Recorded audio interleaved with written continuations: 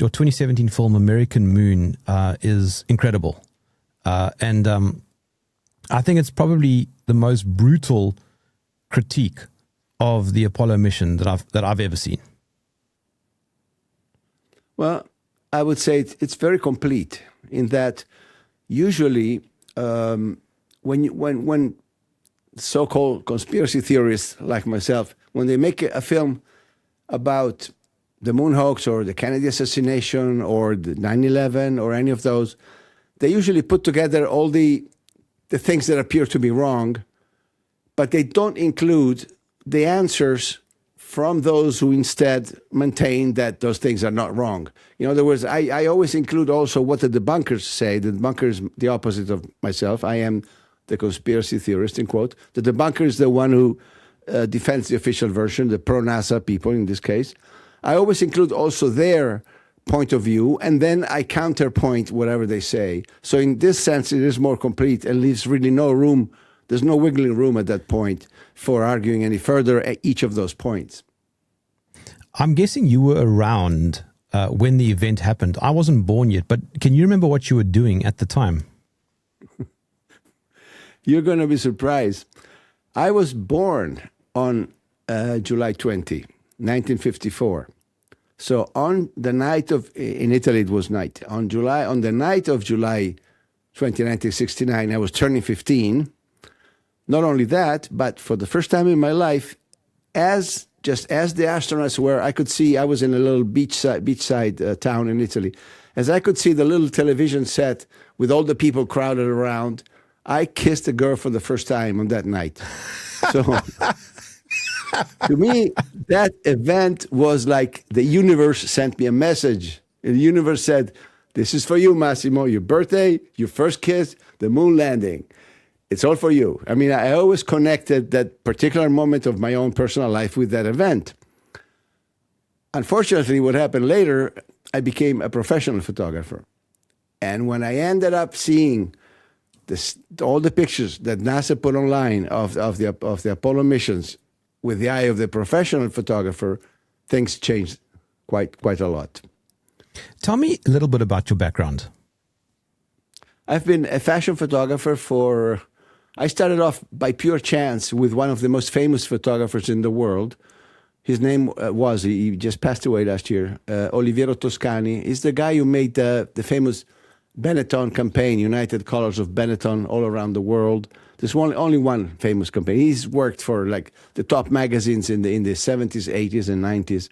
I was lucky enough to become his assistant, and so I learned the trade without knowing he was so famous. I just happened to meet him, and he happened to like me, and he just took me on as an assistant. And it was that kind of coincidence that only after you realized they changed my life, because I then became a professional photographer for about 25, 30 years.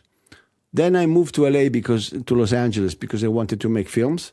I made a few films in my life, feature films. And then, let's say the third part of my life starts after 2001, after 9/11. After that, I moved to information on the internet. I let go on the filmmaking side.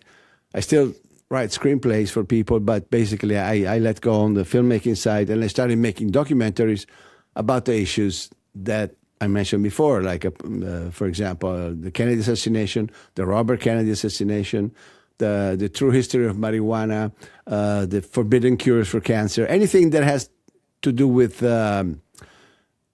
divisive issues or contradictory issues, I'm there to explore. So I am naturally attracted to wherever you see that might be a big lie that the system has been telling us. And of course, you have the Kennedy assassination, the 9/11 so-called terrorist attacks, and the moon landing are the three major hoaxes that I think we have had in the last 50 years or 60 years. What made you question the moon landing? As I said, normally my conspiracy theorist mentality would bring me to analyze anything with suspicion, but in this case, it was the professional background. When NASA, up until the year 2000, I was fully convinced that we went to the moon, and there was no doubt about it, even though I was already so-called conspiracy theorists. But then when NASA put online all the 6,000 pictures of the Apollo missions, and I could see them in detail, I was finding in those pictures exactly the same problems and the same mistakes that I would encounter when I, as a photographer, was trying to replicate, for example, a beach in a studio. As a photographer, sometimes you're asked to go to the Maldives or to the Bahamas to do a bathing suit catalog. When the client has no money, they ask you to do it in the studio. What you do in the studio is you get a huge sandbox, like 5 meters by 5 meters. You erect a transparent screen behind, and then you project an image of the sea, of the beach behind. So you have the sand, the beach, and the sea, and everything looks very real. You just put a model in the middle, shine a big, strong light on her, and fake it like if you were in the Bahamas.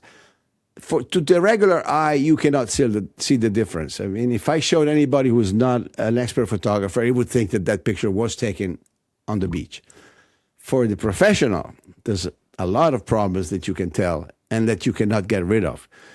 Namely and mostly the fact that when you have this sandbox, the sandbox at some point ends when you erect the screen for the projection. So you have this continuous line of sand that goes around across your picture from left to right, and there's no way to have a continuation of that sand into the beach that's really projected behind.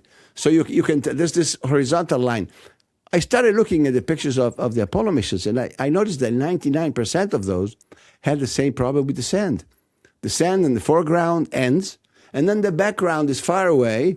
Normally, it's even a little bit of a different color, and there's no continuation between front and back, and that's a real red flag. So I called, actually, when I saw those, I called my mentor, Oliviero Toscani, and I asked him, I said, Oliviero, what do you think the first time you ever saw the Apollo pictures? And he told me, and I quote him literally, he said, had they given the job to me, have they given it to me, I would have done a much better job. This is the point of view of the professional photographer. Every professional photographer I've shown the lunar pictures to, and you can see them on the film, they're interviewed in the film, they all tell you this is not possible with just the sunlight. We are not on the moon, we are in a studio. That's what made me do the film. But you also spoke to a number of professional photographers. Yes. Who all concluded the same thing. Yes, as I said, they're all interviewed in my film. There's 5 of them, and they all say the same thing. This lighting is not possible unless you have extra lighting behind you, unless you have panel reflectors, all stuff that on the moon they did not have. On the moon, the pictures are supposed to be taken with only the sunlight as a source of light and nothing else. Any reflection that you may have in the shadows has to be from a natural reflection from the ground. And that kind of illumination in the shadow parts of the lamp, for example, is absolutely impossible unless you have extra lights next to you that shine light in the shadow area of the lamp. Then you can balance the front light and the back light. I mean, it's very technical. I try to explain it to the best of my possibility in the film, but there's absolutely no way that those pictures are taken just with the sun. There are additional lighting used, additional reflectors, and that tells me that we are in a studio and not on the moon. If I'm correct, they apparently used Hasselblad. So Hasselblad themselves would have designed the cameras. Is there an official argument that they've made or NASA has made? Yeah, it is official. They used Hasselblad. It's not a secret. They asked Hasselblad to give them cameras. That the only change though in the cameras was the magazine in the back was thicker than a regular magazine for film. A regular film takes 12 or 24 shots at the most. They asked Kodak to make a thinner layer for the film, and they made a very large magazine, so each magazine would actually carry 200 shots. So they wouldn't have to be changing magazines every time. But that's about the only. And the second change that they made, the modification to the camera, was that the trigger for you to shoot, which in a regular camera is a very little button that you press with your finger, Because they had gloves that are very, very cumbersome, they had a very big square thing that you would have to push or you wouldn't miss it. But for the rest, it's the regular Hasselblads, which I remember using when I was an assistant and then a photographer. And they used the same film. This is, the interesting part. They used the same exact film that was the official professional film in that period of time, 60s and 70s, which was the Ektachrome film, which I know inside out. I mean, I can see an Ektachrome picture and tell you exactly what's wrong with it, if it's possible to shoot that with or without lighting. I know that film like the bread I eat every morning, the same, I would shoot 200-300 rolls a day of that film in my career, so I know exactly what it does. And obviously, also the photographers I've interviewed used the same film because they're all from my era, and they all said, no, with this film, it's impossible to get what you get. It's like me, I don't know, to give you an example, imagine that somebody laps at, what's it, is a Formula One famous racetrack in South Africa? Kyalami. Kyalami, okay. Let's say that the record for Formula One in Kyalami is 1 minute 17 seconds. And suddenly I show up with a little regular 500 Fiat, and I tell you that I do the lap in 1.2. Okay, this is like, you would go, no, there's no way. Because I know Formula One, what they do. I know they do 117, and you can tell me you can do maybe 125, but not 102, okay? Forget it. This is the distance for a professional from what you see on the pictures and what you should be getting. This is totally different. And not just that, the photographs that we see, they're beautiful. They're incredibly positioned, and the lighting is perfect, and everything is magnificent. The composition is one of the issues that the Hasselblad does not let you get away with for easily. The Hasselblad has what is called a reflex mirror, meaning when you shoot with the Hasselblad, you have it on your chest, you look down, and the picture is actually upside down. So you have to move right if you want to aim left, you have to move down if you want to aim. I mean, it's very difficult. It's very confusing. The astronauts could not look into this mirror, into this viewer, because of the helmet. So what they did is they just fixed the cameras to their chest, and they're pointing straight. So they actually have to move around with their chest in order to aim. I'm telling you, I would not have had a better aim doing that by hand that they do have with the chest. I mean, it's one of the miracles. Let's call it one of the miracles of the Apollo pictures is they're almost all perfectly framed. I mean, perfectly. Not too low, not too high, not too left, not too right. Okay? So that's one of the problems. But if you want to know one thing that tells me for sure, an absolute sure, that those pictures are not taken in the moon, I can get into that if you want. You tell me. Okay. Yes. You need to know a little bit of background first. When I was an assistant, the problem is X-rays and radiation damage to the film. When I was an assistant, once we were on a trip, all the films that we have shot in a week, they all go in a special suitcase when you come home, a special metal suitcase, and you're absolutely not supposed to put that suitcase through the X-rays of the airport because it ruins the film. We were in a hurry. The plane was leaving. Everybody was screaming. I made the mistake of putting through the X-rays not only the camera case, but also the film case.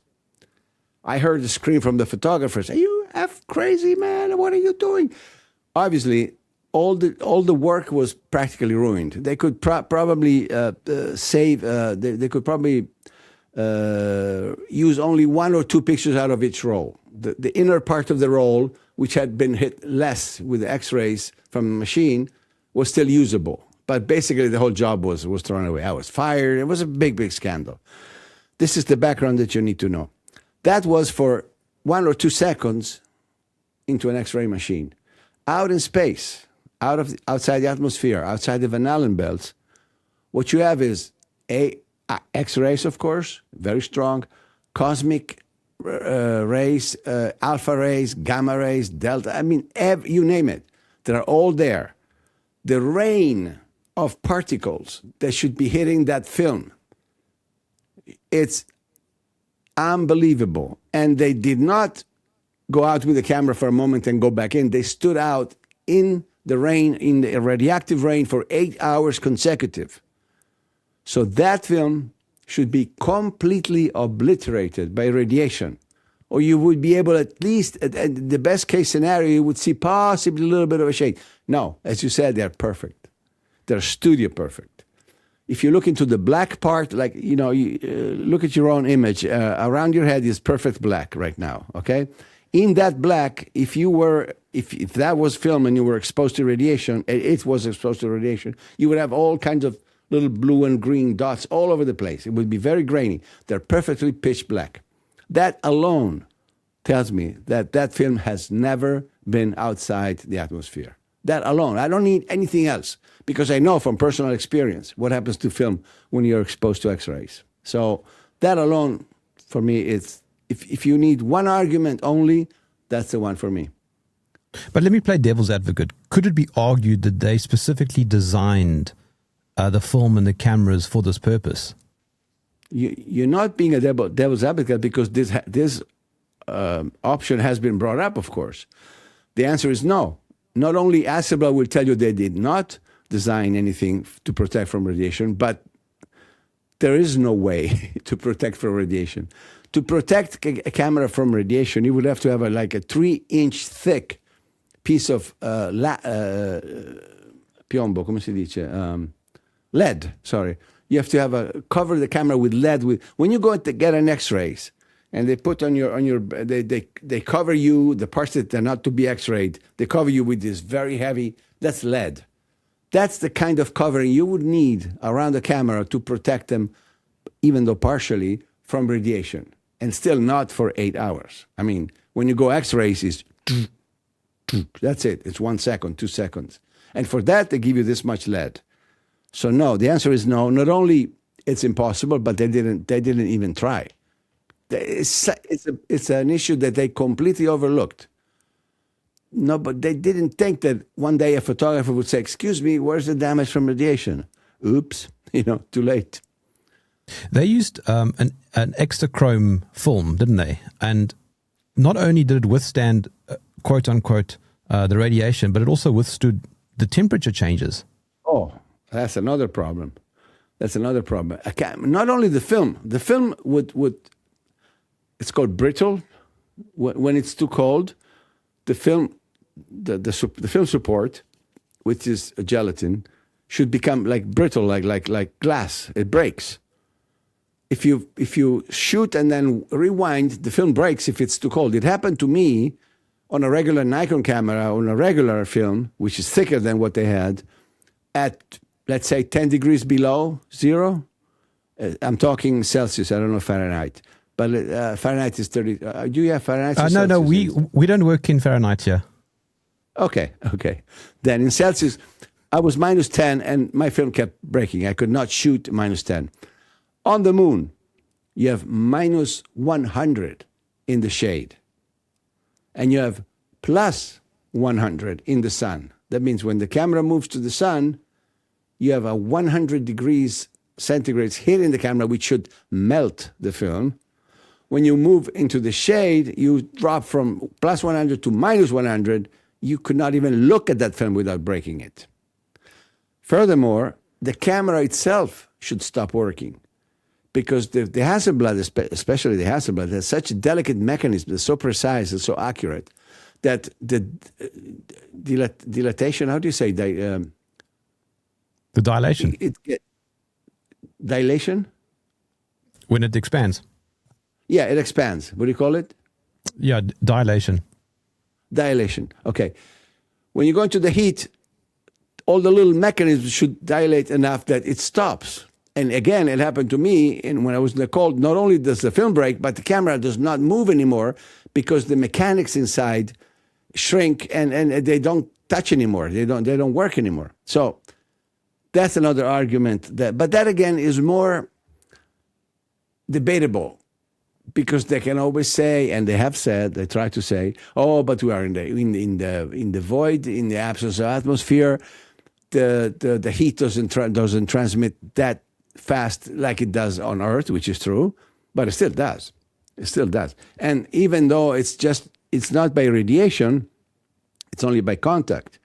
but the film inside does touch the reels of the camera and the wheels, and the wheels touch the camera. So if the camera is 100 degrees, after 1 or 2 minutes, the whole inside mechanics of the camera will also be 100 degrees. So that's really not a counter argument either. In terms of the cropping of the photos, could it be argued that they took very large photos and then cropped it down so that we have a beautifully composed image? No, because they show actually when they put them online, they show the actual scans with the entire film. It's a 70 millimeter film, which is used also for cinema, used to be used for cinema for big effects. Usually it's 35 millimeters, which is this high. This was 70 millimeters, this large. They also show you the perforation behind. So when they went to do the scans, not only do they show you the actual framing, but you see all the perforation behind. So we know that there is no extra image there. Big part of the whole Apollo mission was the Van Allen belt, which I forget the name now of the one astronaut in your film who couldn't even remember if they went through it or not. That's really shocking. Alan Bean. Yes, Alan Bean was from Apollo 12. He was interviewed by Bart Sibrel, who is a very famous moon hoax conspiracy Yeah, he was on my theorist. show a few weeks ago. Oh, okay. Well, he interviewed him. He pretended, of course, to be all pro-NASA and all pro, celebrating the success. So the guy was very relaxed. And at some point, Sibrel asks him, what was it going through the Van Allen belts? And Alan Bean is like, I don't think we went as far high as to cross the Van Allen belts. I don't remember. This is when you know that the guy not only is lying about having been to the moon, having gone to the moon, but is so relaxed that it actually lets out something that he should have never let out. But he could have just had memory loss because of age, surely. Well, that's the argument that they but that's not a memory loss. When you say, I don't think we went far enough to cross them, it's not a memory loss. A memory loss would be, I don't really remember crossing them. I don't know how it was.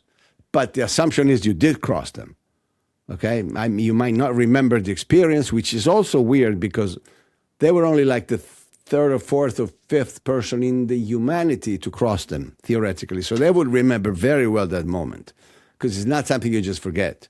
But anyway, it's not a memory loss. And on the rest of the interview, he's very technical, very accurate, very sharp.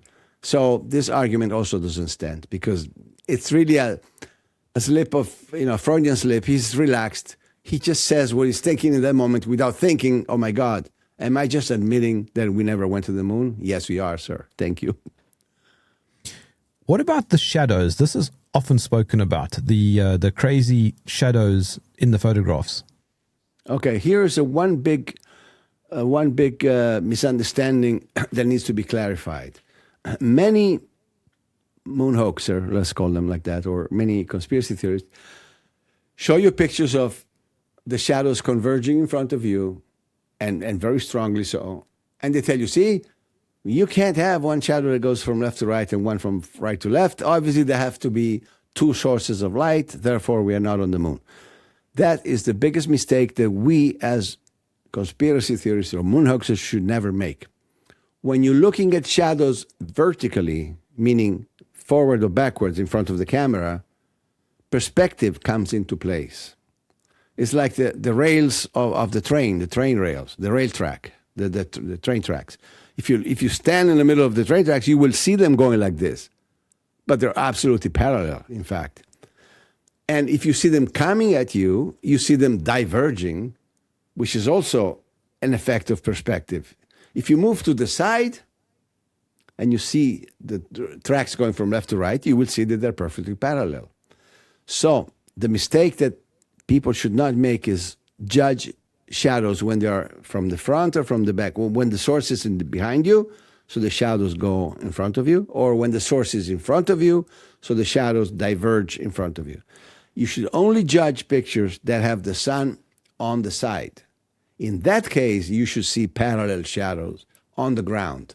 And if you don't, like in the famous picture of Apollo 15, I think, when you have one shadow from the side going straight like this on the lamp, and then closer to you, you have stones on the ground that make shadows go like this, that's when you know that you're not looking at the light, at the sunlight. Because if you project backwards, that direction will take you to a place very close to the outside of your frame. That means the source has been placed next to the picture. It's not the sun. It's an artificial light. But you should only judge shadows when the source of light is sideways, best of all 90 degrees. In that case, you should expect perfectly parallel shadows. But never judge shadows when they're vertically Go ahead. I'm a little bit confused. Could you mind clarifying? Because the shadows are a lot shorter than railway tracks, for example, right? So I can understand the perspective of railway tracks because they go far into the distance, but shadows are not very far. It doesn't matter. The angle is the same. If you were to project, the shadow ends because the sun is at a certain height. So if you have a stone here, and the stone is projecting a shadow, obviously because the sun is high, the shadow will end at some point. If you were theoretically to bring the sun to the zero level, your shadow theoretically would be infinite. So the fact that it's shorter is only due to the height of the source of light. But that source is not next to you on the side, it's behind you. What you see is actual parallel shadows that appear to you to be converging because of the lens and the perspective. And the example of the rail tracks, even if you if you don't look at the rail tracks all the way to the end, even in the first 10 meters of train tracks, you will see that they're converging. So the distance doesn't really matter. It's the angle that matters. Okay, all right. So then basically the photographs with the shadows is not one that we should be worrying about. I don't want to name names, but there are many even famous conspiracy theorists who claim that because of those shadows converge, therefore there are two sources of light. That is absolutely not true. The source of light, whether they did those pictures in a studio or on the moon, it's always a single light. And you can tell very easily because if you had a double source, you would also have a double shadow on each of the stones. And there's never a double shadow. If you were to see one stone with a double shadow, one going this way, one going this way, on the same object, then you know for sure that they use two different sources. But it's never the case. The shadow is only single, and that tells you there's only one source of light. As a photographer, Massimo, tell me a bit about the stars. Should you see stars in the background or not? That's another big mistake that is made. You see no stars? Well, that's because we're in a studio. No, you see no stars because you shouldn't see them anyway, whether you are on Earth or on the moon. By the setting that you have on the camera, the exposure settings, are set for something that's lit by the sun. The lamp, the other astronaut, the ground, they're lit theoretically by the sun. So you set your settings on the camera, you close the iris, and you have a shutter time that's good to correctly expose the film for that kind of image. It's called exposing for the light. The stars in the distance are so much fainter and so much weaker that if you wanted to see them, you would have to completely open up the aperture. You have to slow down the shutter time so much that there is no possibility for you to see at the same time the shadows and the astronaut. So it is absolutely correct that you don't see any stars in the pictures, whether we are on the moon or in a studio. That's one mistake they did not make. And unfortunately, it's another wrong argument that has been used a lot to prove that the pictures are fake. That is not the right argument to use. But I mean, even if we remove the Hasselblad and the photos, that doesn't necessarily mean that the whole thing's a hoax. I mean, there's a whole pile of stuff that you cover in your film. For example, the Apollo 15 and the audio delays. That is also a very telling thing because theoretically, if you were communicating between the Earth and the moon, you would expect a delay in the answer that you get from the moon. If I ask you, how are you, Jerm?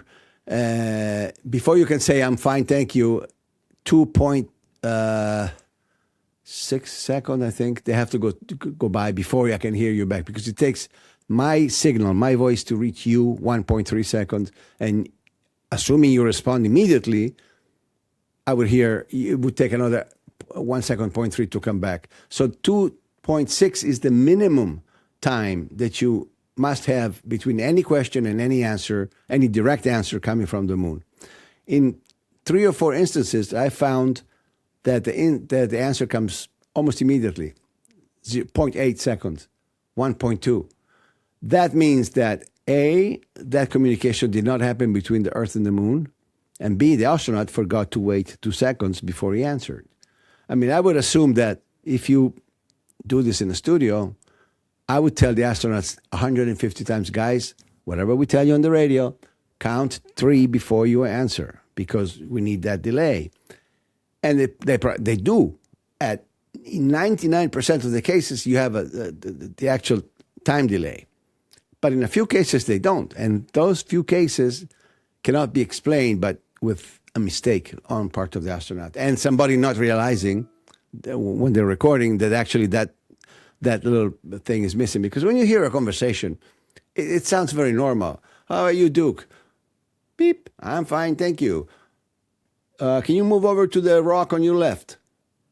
Beep. Yes, I can. What do you see? I see it all red. Oops, you forgot to wait 2 seconds.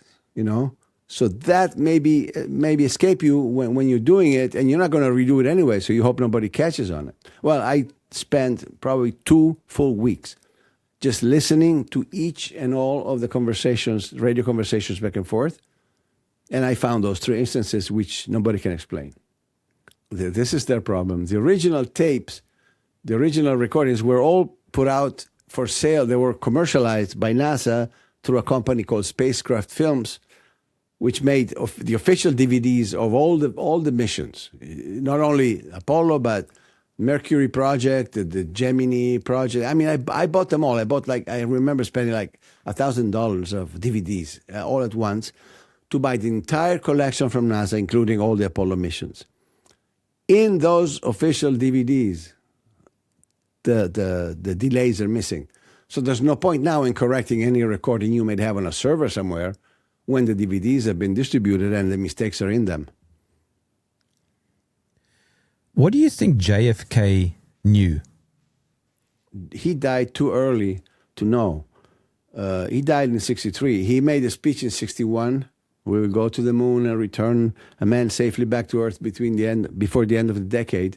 That was 1961. I am convinced that up until in 1966, so he was already dead for 2 years, at NASA they were actually convinced that they could make it.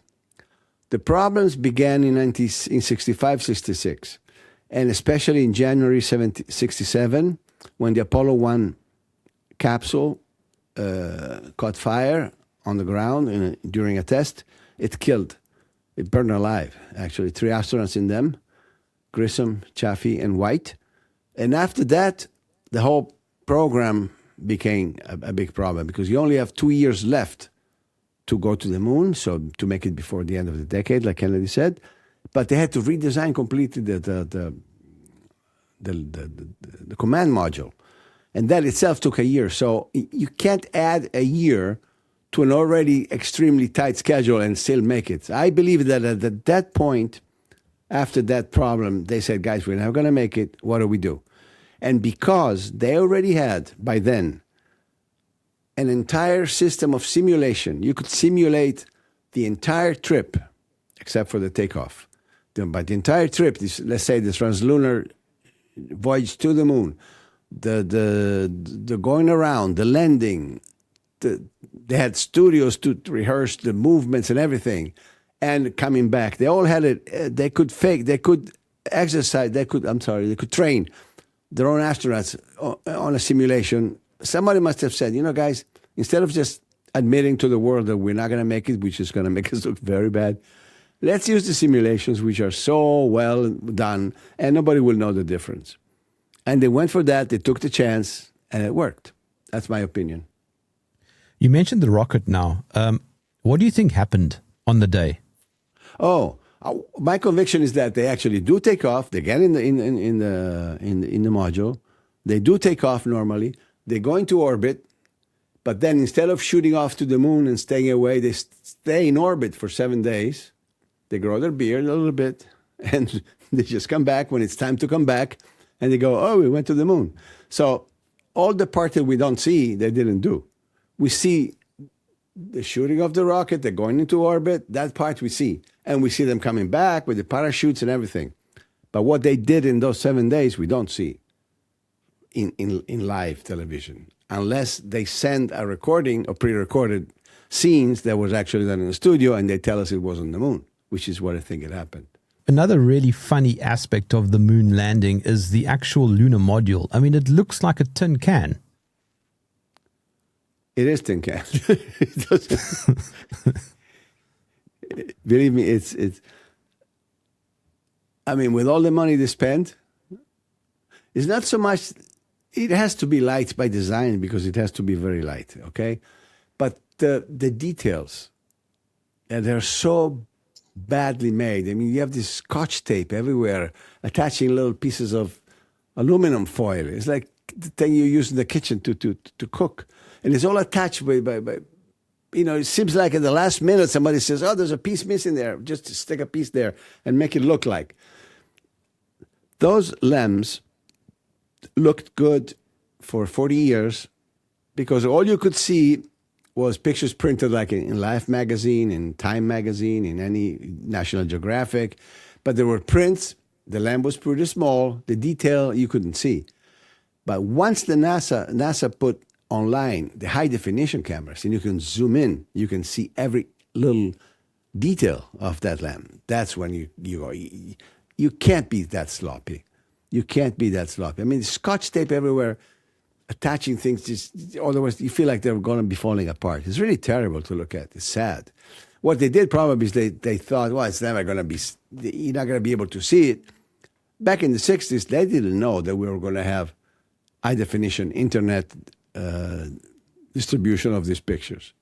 They had no idea. All they knew is that a few selected chromes would be sent to magazines that would reproduce them, and you couldn't really see anything.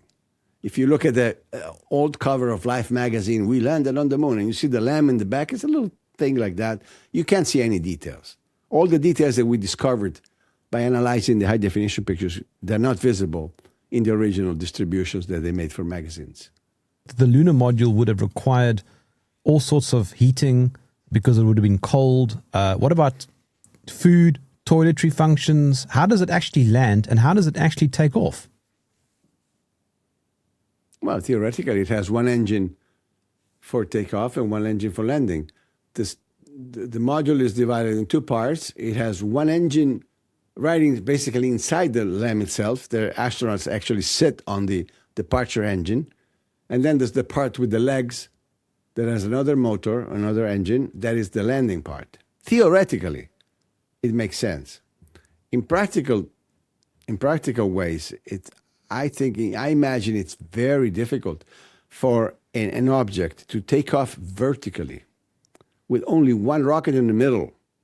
I mean, you have to balance that thing, because if it only goes off a little bit, it flips and you're dead. And the two astronauts are actually standing inside. So I don't know what kind of sensitivity you need to have to drive that thing up straight without even tilting it a little bit, because then you flip over and it's the end of the mission and it's the end of your life. So it has been said, it's like putting an egg on top of a pencil. You take a pencil and you try to balance an egg. Okay, that's the level of difficulty. But theoretically, that can be done. So it's not. I've not used it as an argument against the missions, because theoretically they're good. They're good. So you have to believe that. But Massimo, we know that they went because there's the American flag flying on the moon. Okay, this is another wrong argument. Again, you have to be very careful, because the debate has become so sophisticated that you need to know exactly. When you see a debunking documentary like a Popular Mechanics or one of those guys that says, oh, the conspiracy theorists tell you that the flag is moving, but it's really moving because the astronaut is moving, and then they show you the parts where the flag moves and the astronaut is touching the stick. So obviously, that movement can be due to the fact that the astronaut is moving the flag. There are 3 instances, however, in which the flag moves, which I found. 2 of them I found, one somebody else had found before me, in which the flag moves without anybody even being near the flag. In one case, even the 2 astronauts are already inside the LEM, getting ready for departure. The flag is outside, and suddenly, with nothing happening in the shot for 10 minutes, suddenly you see this flag going boop, like this, and then boop, out of the frame again. 3 times in the span of 2 minutes. What caused that movement? Which is first, because the debunkers will tell you, no, it's actually they're testing the rockets, so the air that's been expulsed moves the flag. No, because the flag comes into frame. I'm looking at your frame, so I hope it is right. Into frame first, stays, and then goes out again. Then into frame first. So what brings it into frame first? We don't know. There has to be some kind of current. Another instance is when an astronaut passes by near the flag, but at least 1.5 meters away from it, and after he's passed, the flag moves a little bit. Nobody touched that flag. And the third instance is Apollo 16, when they do the famous jump, and when one guy jumps and the other one shoots him jumping, and the flag is on the side. When they switch positions, and again, they're very far away from the flag itself, the flag goes like that and moves when they go by. In these 3 cases, there is no explanation unless there's air on the set. And again, the photographs were perfect. Oh, all of them. Even the guy jumping is perfectly framed. I mean, I'm telling you, as a photographer, as a Hasselblad photographer, I would have a hard time making that perfect composition with the viewfinder, let alone without. But you can always say they've been very lucky for 6,000 times out of 6,000, which is the number of pictures taken on the moon. The simulation, as you said earlier, was so good that even people who worked for NASA themselves couldn't tell the difference. Exactly. One argument that is made usually is, how can you think that 400,000 people were involved in a project and some of them would have talked? And certainly, you can't keep 400,000 people quiet on a secret of this size. Of course you can't. That is correct. But nobody says that all 400,000 people had to be aware of the scam. All it takes was the astronauts themselves, of course, the big echelons up on top of NASA, and the crews that made the films. But we're talking about 50, 60, 70 people at most. And it's not difficult to keep a secret with those people. When you see those images of the NASA Operations Center at Cape, I don't remember what it called, in Houston, they're actually looking on the monitor and they receive the first images of the first walk on the moon, and everybody cheers and everybody lights their cigars and they go, hey, they go high five and all that. Those people, the NASA employees, are the first ones to be duped. They believe that they're looking at their own astronauts on the moon, when in fact they're receiving a feed from somewhere of a pre-recorded scene. So, you understand? So they are the first victims of the hoax. They're not conspirators, all of them. Only very few people need to know. The rest, it's victims. It was Buzz Aldrin who, on a late night show a few years ago, corrected the show host by saying, no, you didn't see us land, you saw simulation. Well, that is true. No, that is correct. You don't see the landing. Never. What you do see on television is a simulation. That's a given, because nobody's there to film you while you're landing.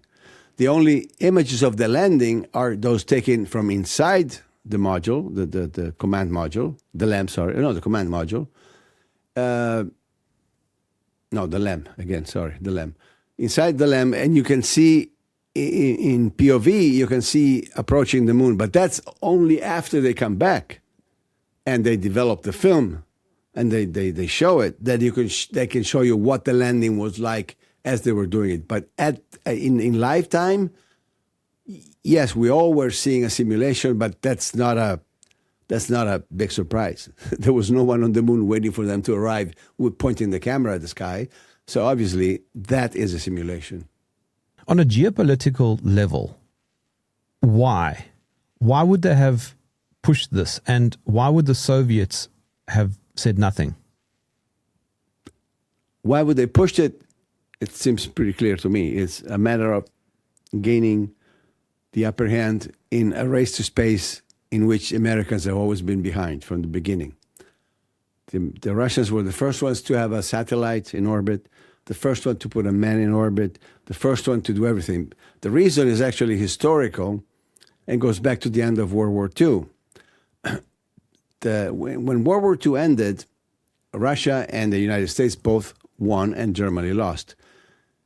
What they did is that the Americans took from Germany the rocket scientists that were working for Hitler, von Braun, the leader of them, and they took them to America. It's called Operation Paperclip.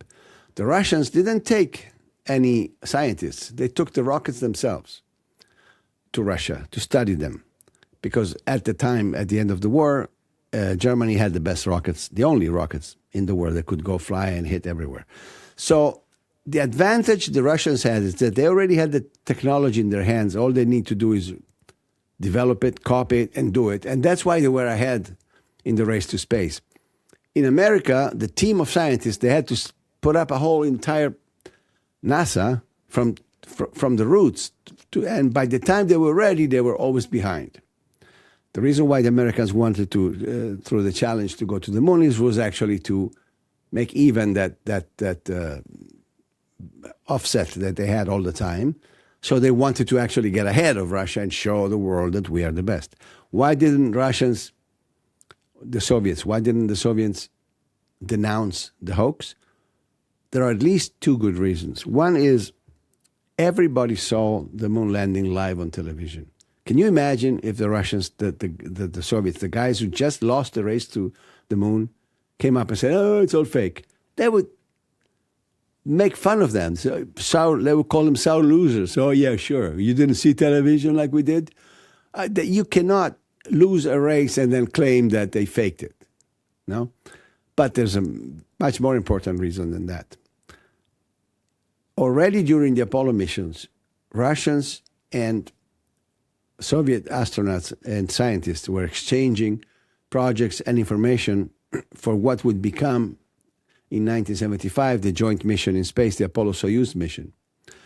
They were exchanging technologies, and not only were they at the scientific level connected, but also behind the curtains, so to speak, behind the curtains, the Americans were helping the Russians by purchasing their wheat. There was a lot of economic help going from America to Russia in that moment. Had the Russians called the hoax, they would have lost all the technology, all the projects together with America. Not only would have lost face because nobody would have believed them, but they would have lost all the connections, all the technology, and all the economic deals that they were getting behind closed doors that nobody knew about, but now we know about them. So there was absolutely no convenience for them to call it in any case. Did you see recently Vladimir Putin said that they wanted to send astronauts to the moon to exactly where the US apparently landed so that they could see for themselves if they really did land? That's a very nice provocation. That's a very nice provocation. He wants to see probably wants to send a robot, not a human, of course. Think of this: in 2015, I think, or 12 or 15, Google launched a competition called the X Prize, and they would give I don't know how many $1 million to the first private company that would send an automated machine, a little robot, to the moon, run for at least 500 meters, show the landing sites, and send back the pictures, the live pictures of the actual landing sites that the Apollo missions left behind. Guess what happened? NASA claimed a no-fly zone for 2 kilometers across each of the landing sites with the justification that is for the preservation of the historical website. Nobody can even get close to that. That's how terrified they were that somebody would go and look. But I don't think they will, because again, all the space agencies across the different nations, Japan, China, India, Russia, and the States, they're all connected. We think we're made to think that they're enemies and they're fighting to win in the race. They're really exchanging technology and knowledge at all times. And they don't want to break that. And who knows if the Russians also, the Soviets also have some skeleton in the closet that they want to hide and the Americans know about. So, it's like, okay, I won't call on you and you won't call on me. We just keep going. And all the space agencies of all the nations I mentioned, they're all happy to receive big fundings from their own governments, which fundings would immediately end if anybody called on the other for fakery. So maybe India is faking her own trips to the moon, and they're ingurgitating that money for other purposes, possibly military. So black ops. So nobody has interest in calling the other one. It's a lie that is convenient for everybody to keep as a lie. Except now that Artemis is having so many troubles going back to the moon, then people start saying, wait a minute, how is this possible? 60 years ago, 55 years ago, they would go and come back 6 times in 3 years with not a problem. They would just shoot, go, collect, come back, like you go to the local market. And now they can't even get this thing off the ramp. So now people are starting to doubt, because of the difficulties that they are experiencing today of going for real. That means that most likely they could not have gone 55 years ago. Do you think they can go? I think there's a huge problem with the radiation. You cannot really put men outside the Van Allen belts, neither through nor outside the Van Allen belts. The radiation is too much. They don't have means to protect humans from radiation. Radiation, cosmic flares, solar flares, I mean, it's a suicide. Sending anybody out there with the amount of radiation, and only the they call it microcosmic particles. They're actual particles that travel in space. They travel at 2,000 kilometers a second. They can pierce through any object. Not only your skull, the entire capsule, they can go through your skull and out the other side of the capsule. At 2,000 kilometers a second, you cannot stop those particles, whatever you do. And I think this is a problem that we're far from solving yet. So what do you make of Elon's mission to Mars? Can I say it in one word? Bullshit. Yes. Pure, simple, pure bullshit. That's it. What do you make of Elon Musk? I don't like to repeat myself, but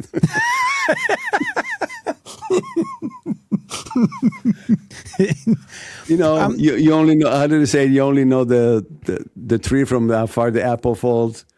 Yes. If you say those things, you can only be one thing. Mm.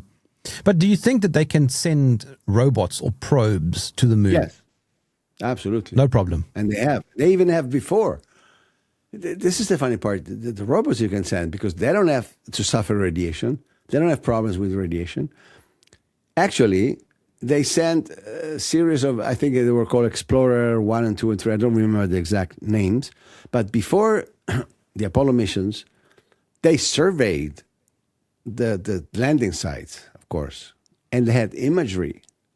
And they used that imagery to do the simulator, to be used in the simulator. Let's say that the Apollo landing site, the landing site of Apollo 15, for example, the one with that big kind of canyon that goes across, okay? It's very, very, everybody remembers that big canyon, okay? That's called Hadley Rill, that's called. They had images of that area from before the Apollo missions, and they were so accurate that if you see the fake landing in the simulator, it's practically identical to what you see from the window of the LEM in the theoretically real, allegedly real landing of Apollo 15. I mean, they're so similar that either they're, oh, unfortunately, this is my mother. Remind me the simulator. I'll be back as soon as I can, okay? Okay, if you look at the images from the simulation that are made from the original images retrieved by the robots, and the actual images from inside the LEM of the alleged real landing, they're practically identical, which means either they were so good in simulating the fake ground to fake it so perfectly that it corresponds in every little hole what you see for real, or they use the actual simulation to do the landing. So they already had the images, and that's because they were sending probes to the moon even before the Apollo missions. Okay, Massimo, I know that we are out of time. There is so much to talk about. This is a topic that we could spend hours, days, weeks on. Your film, American Moon, which came out in 2017, is incredible. Okay, let me give you a suggestion. If you want, you can ask your audience to send you questions for me. And when we do another round, maybe you can read those questions to me, because I know that when I do this kind of interviews, they always tell me, oh, but you have no counterpart, so it's really not fair because you're only saying your version. So if you want, you can invite questions for me, and we do another round in a few weeks or so, and we can answer those questions as well. How's that? I would love to do that. But for now, where can they go to find your work? Oh, the film? It's on YouTube. It's on YouTube. The Italian version is also for sale in a little USB that I said, but not for English. I have the English version, but it's only on YouTube. So you need to search American Moon, Massimo Mazzucco. You will not find it on YouTube. Surprise, surprise. I suggest you use Google or Bing. That will take you to the film. The film is actually on YouTube, but the search, for some reason, will not bring it up. So Massimo Mazzucco, my full name, and American Moon, English version. If it doesn't come up in the search in YouTube, use Google or Bing as a search engine and you will find it. Massimo Mazzucco, thank you for joining me in the trenches.